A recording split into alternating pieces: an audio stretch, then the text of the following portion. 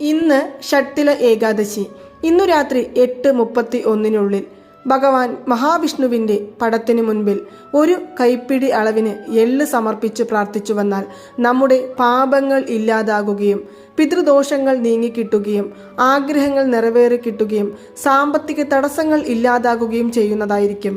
ഇന്നു വൈകുന്നേരം കുളിക്കുന്നവർ അവർ കുളിക്കുന്ന വെള്ളത്തിൽ 1 സ്പൂൺ കറുത്ത എള്ളിട്ട് ആ നീരിൽ കുളിക്കുകയാണെങ്കിൽ ശനിദോഷങ്ങളിൽ നിന്ന് മോചനം നേടുവാൻ സാധിക്കും. അതുപോലെ തന്നെ ഇന്ന് എള്ളുകൊണ്ടുള്ള മധുര പലഹാരങ്ങളോ അല്ലെങ്കിൽ ഏതെങ്കിലും എള്ള് സംബന്ധിച്ചുള്ള സാധനങ്ങളോ ദാനമായി കൊടുക്കുന്നതിലൂടെ മുജ്ജന്മ പാപങ്ങൾ ഇല്ലാതാകുകയും ചെയ്യുന്നതായിരിക്കും. വ്രതം അനുഷ്ഠിക്കുന്നവരും വ്രതം അനുഷ്ഠിക്കാത്തവരും ഈ വഴിപാട് ചെയ്യാവുന്നതാണ്.